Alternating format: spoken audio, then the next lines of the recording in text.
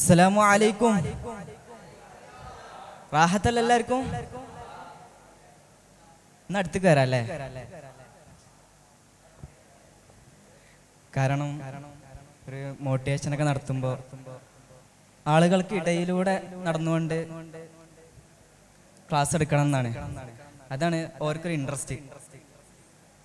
എന്നാലുള്ള ആളുകൾ അവർ നമ്മളെ വാക്കുകൾ ഉൾക്കൊള്ളുക.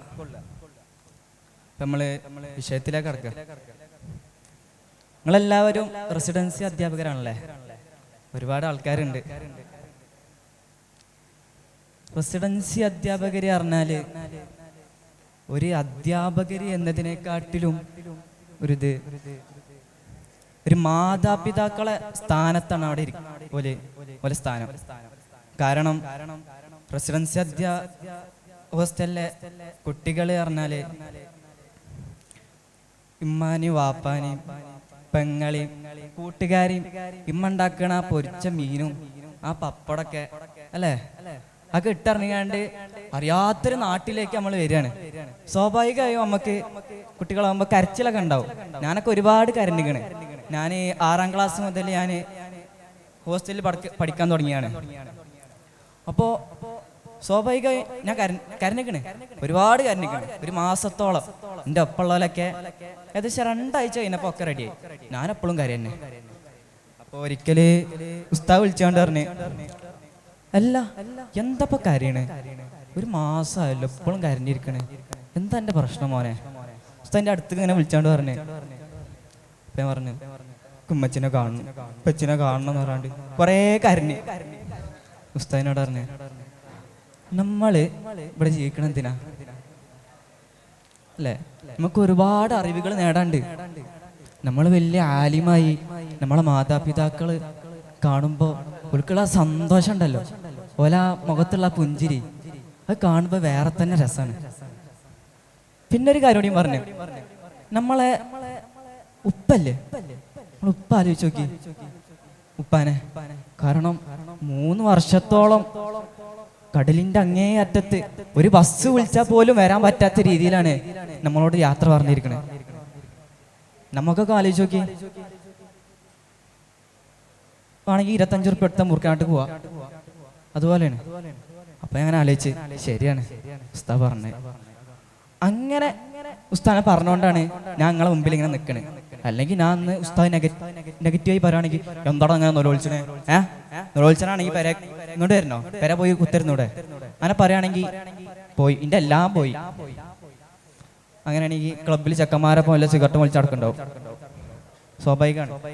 കൂട്ടന്മാരൊക്കെ പറഞ്ഞിരുന്നു ഇങ്ങനെ ആയതുകൊണ്ട് രക്ഷപ്പെട്ട്, അല്ല ഞങ്ങളെ കൂട്ടത്തിലും പെട്ടിന്ന്. ഇതുപോലെയാണ് ഉസ്താദ് അന്ന് എന്നോട് പോസിറ്റീവായി എന്നോട് കൈകാര്യം ചെയ്തുകൊണ്ടാണ് ഞാൻ അങ്ങനെ നിലയിലെത്താൻ കാരണം. അതുപോലെ നിങ്ങളെല്ലാവരും ആ ഒരു സംഗതി കീപ്പ് ചെയ്യണം.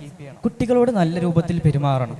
അവർക്ക് എന്തെങ്കിലും സങ്കടങ്ങൾ ഉണ്ടെങ്കിൽ, എന്തെങ്കിലും ദുഃഖങ്ങൾ ഉണ്ടെങ്കിൽ, മോനെ എന്താ പ്രശ്നം, എൻ്റെ പ്രശ്നമാണോ, ഇവിടുത്തെ ഫുഡിന്റെ പ്രശ്നമാണോ, ഉമ്മാനെ കാണാനുള്ള പ്രശ്നമാണോ, അങ്ങനെ പറഞ്ഞ കുട്ടികളെ നമ്മൾ ചോദിച്ചറിയുമ്പോ അവർക്ക് തന്നെ ഒരു സന്തോഷമാണ്.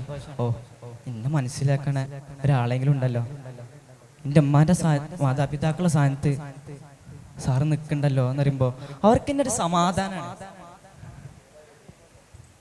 അതുപോലെ തന്നെ കുട്ടികളോട് നമ്മള് ഇപ്പോ കുട്ടികളാണ് പല തെറ്റുകളും ചെയ്യും പക്വതയില്ലാത്ത കാരണം കൊണ്ട്. അപ്പൊ നമ്മളൊക്കെ എന്താ അങ്ങനെ ചെയ്യണേ, അങ്ങനെ ചെയ്യാൻ പറ്റുമോ, അങ്ങനെ പറഞ്ഞു കുട്ടികളെ വശീകരിക്കരുത്.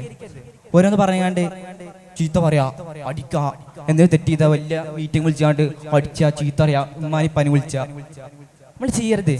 നമ്മളാ കുട്ടി എന്തെങ്കിലും തെറ്റ് ചെയ്താലും ഒറ്റയ്ക്ക് വിളിച്ച, മോനെ അങ്ങനൊന്നും ചെയ്യാൻ പറ്റൂല കേട്ടോ, കോളേജിന്റെ റോളിൽ വെട്ടല്ലേ അത്. അപ്പൊ കുട്ടി മനസ്സിലാവും ശരിയാണ്, കോളേജിന്റെ റോളിൽ വെട്ടാണ്, അത് ചെയ്യാൻ പറ്റൂല. ഇനിയിപ്പോ വലിയ മുടിയൊക്കെ വല്ല കാട്ടാളന്മാരെ പോലെ വളർത്തിയിട്ടുണ്ടാവും.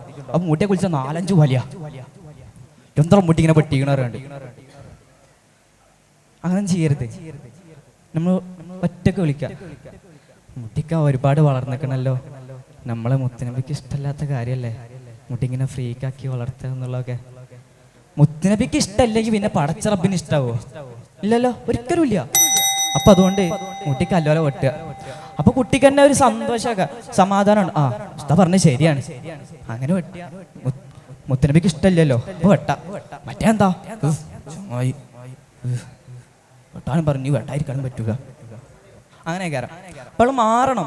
കുട്ടികളോട് നമ്മളൊരു അധ്യാപകൻ വരുമ്പോ എങ്ങനെ അറിയോ, ഹാഫ് ഫ്രണ്ട്ഷിപ്പും ഹാഫ് ടീച്ചറും അതുപോലെ പെരുമാറണം.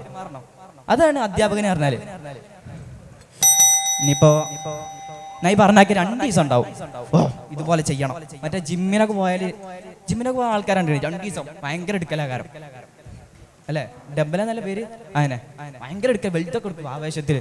1 മാസം കഴിഞ്ഞാൽ വല്ല കുമ്പൻ ചാടിങ്ങോട്ട് നടക്കുന്നുണ്ടാവും. അതുപോലെ പക്ഷെ അങ്ങനെ ആവരുത്. നമ്മൾ ഈ പറഞ്ഞ കാര്യങ്ങളൊക്കെ നമ്മൾ നോട്ട് ബുക്കിൽ എഴുതിയെടുക്കുക. എന്നിട്ട് നമ്മൾ ഓരോ ദിവസവും രാവിലെ എണീക്കുമ്പോൾ ഇങ്ങനെ നോക്കുക. അപ്പൊ സ്വാഭാവികമായി നമ്മുടെ ജീവിതത്തിൽ വന്നുകൊണ്ടിരിക്കും. ഞാൻ നിർത്താണ്. Have a nice day. അസ്സലാമു അലൈക്കും.